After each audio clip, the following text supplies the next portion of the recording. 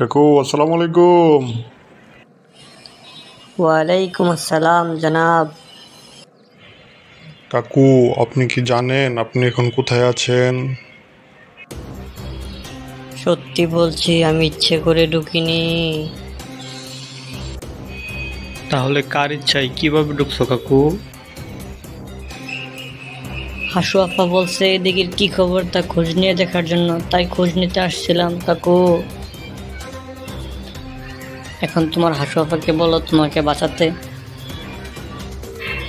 বাজান, আমাকে ক্ষমা করে দেও, আমি আর জীবনে পার আসবো না।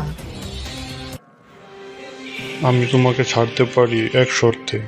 তুমি হাসু আফাকে এই পারে আনার ব্যবস্থা করো, আমি তোমাকে ওই পার পাঠানোর ব্যবস্থা করছি। আমি সামান্য সৈনিক, আমার কথায় সে আসবে না। আপনি আমাকে ক্ষমা করে দেন জনাব, আপনি অনুমতি দিন আমি আমার দেশে চলে যাই। তুমি সামান্য সৈনিক হও আর যাই হও, অপরাধ যেহেতু করেছো শাস্তি তোমাকে পেতেই হবে। জনাব, আমি শুনেছি বাংলাদেশের মানুষ অনেক বেশি আন্তরিক, কিন্তু কখনো তাদের আন্তরিকতা পাইনি। আপনি আমার জীবন ভিক্ষা দেন জনাব, আমি আপনার পায়ে ধরি। তোমার মিষ্টি কথায় লাভ হবে না কাকু। তোমার প্রধান অপরাধ তুমি ইন্ডিয়া, আর দ্বিতীয় অপরাধ তুমি বর্ডারের সেনা হয়ে বিনা অনুমতিতে অনুপ্রবেশ করেছো। তুমি কান্নাকাটি না করে শান্ত হয়ে বসো। আমি আমার ঊর্ধ্বতন কর্মকর্তাদের খবর দিয়েছি, তারা কিছুক্ষণের মধ্যেই আমাকে আপডেট জানাবে। তাদের নির্দেশ মোতাবেক আমি পরবর্তী পদক্ষেপ নেব।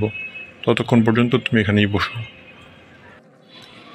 জনাব, আমি বসছি, সমস্যা নেই, কিন্তু আমাকে আটক করার খবর ব্রাহ্মণবাড়িয়া পৌঁছাবেন না। শুনেছি এরা নাকি খুব ভয়ানক প্রাণী।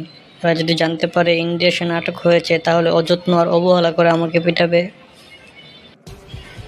ওকে, আমি দেখছি ব্যাপারটা কি করা যায়।